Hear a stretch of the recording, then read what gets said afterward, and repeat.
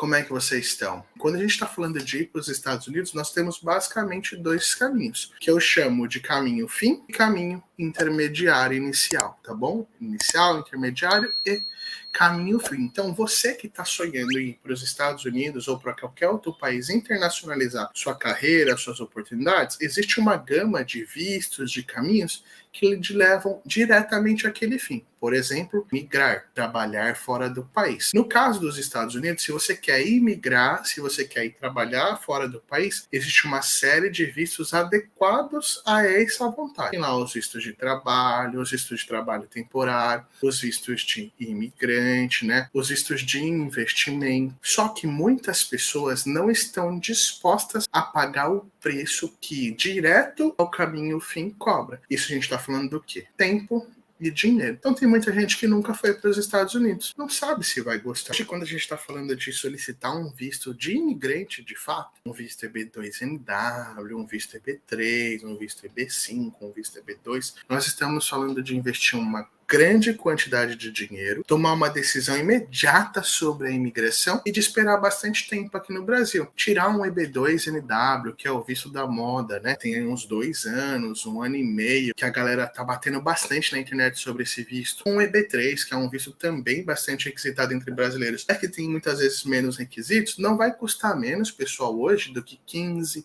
20, 25 mil dólares. E esse é um processo que vai demorar por baixo de 1 ano e meio a 2 anos e meio, muitas vezes mais. Então você que vai tomar a decisão de direto para o fim, que é o quê? Chegar nos Estados Unidos já com visto de imigrante, vai ter que esperar uns 2 anos e meio aqui no Brasil. E aí, tem gente que às vezes está desesperada, né? Tem muita gente, né? Levanta a mão. Quem tá doido pra ir embora do Brasil? Para pelo menos dar o primeiro passo. Não precisa ser em definitivo. Mas eu sei que tem aqui conosco, essas quase 100 pessoas que estão online aqui comigo nesse momento, que estão assim, cara, eu não aguento mais o Brasil. Tô cansado, já deu para mim. Eu cansei de plantar nesse solo. Infelizmente, muitas vezes não retorna os frutos que eu gostaria, certo? Então, quando a gente tem essa vontade tão forte, não aguenta esperar ou não quer investir esse dinheirão para ir direto para um visto de imigrante, o que a gente faz? A gente constrói uma trilha até esse momento. Em vez da gente pegar e pular na piscina de cabeça,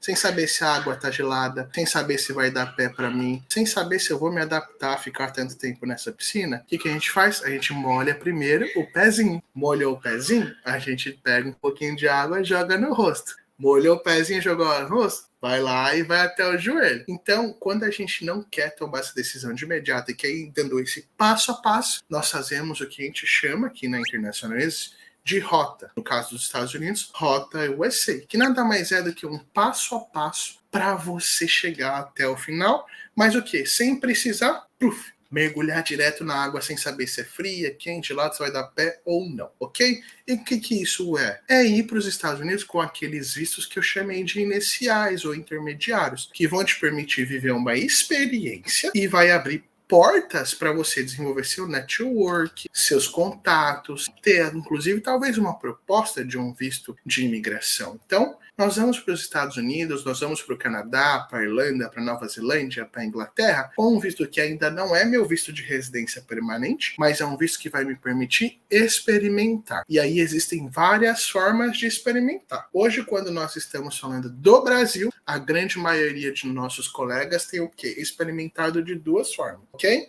Os vistos de turismo e os vistos de estudante são hoje os vistos mais utilizados pelos brasileiros para ir para os Estados Unidos conhecer o país, ter uma primeira experiência. E aí vai depender de uma série de fatores qual o visto que você vai escolher para viver essa experiência primeiro, tá bom? Então vamos lá? Vamos conversar então sobre esses 2 vistos. Visto de turismo primeiro. Visto de turismo é um visto de não imigrante, ok? Então você pode ir para os Estados Unidos para conhecer essa sua primeira viagem. Pode durar desde 2 dias, 1 dia, ser só uma passagem breve ou até mesmo 6 meses, tá bom? Você tem até 180 dias para ficar em solo americano com seu visto de turismo, ok? Com seu visto de turismo você vai poder conhecer uma cidade, um bairro, com umas atrações turísticas, mas você vai estar limitado às experiências que você vai viver. Por quê? Você não vai ter uma rotina ali muito puxada, porque você não tem compromissos a não ser passear, certo? Já o visto de estudante, que é um outro visto, visto de turismo, ok, te permite lá passear, tá bom? Num primeiro momento, por até 180 dias. É um visto que tem 10 anos de validade, então muitas pessoas têm escolhido para viver essa experiência de tomada de decisão o visto de estudante americano. Por quê? Os vistos de estudante americano têm algumas vantagens que o visto de turismo não tem. Que vantagem eles têm? É um visto que vale 4 anos, ok? Que você mesmo quando solicita o visto de turismo, você mesmo quando solicita o visto de estudante para apenas um mês, recebe um visto de 4 anos. E quando você decide ficar, não tem que falar nada para o governo. Basta você ir à escola e pedir a extensão do seu prazo de intercâmbio. Isso torna o processo de construir a sua jornada nos Estados Unidos muito mais tranquilo, muito mais seguro no primeiro momento. Porque você já não tem que logo de cara começar a mexer com documentos em imigração americana, o que a gente sabe que é chato, caro, demorado e às vezes, infelizmente, não dá certo. E aí, quando nós estamos falando do visto de estudante americano, como nosso amigo estava falando lá, existem as classes desse visto, né? O visto F1, que é para o estudante de fato, e o visto F2, que são para os seus acompanhantes. E quem pode ser o acompanhante? Você que está aí, ó, que está querendo ir para os Estados Unidos viver essa experiência, você não precisa ir sozinho, você pode acompanhar. Você pode acompanhar da sua digníssima esposa, do seu digníssimo esposo, do seu companheiro, da sua companheira, desde que vocês parem de enrolar um ao outro e assumam logo esse relacionamento perante o cartório lá, né? O agente da lei que vai oficializar seu casamento civil, tá bom? Você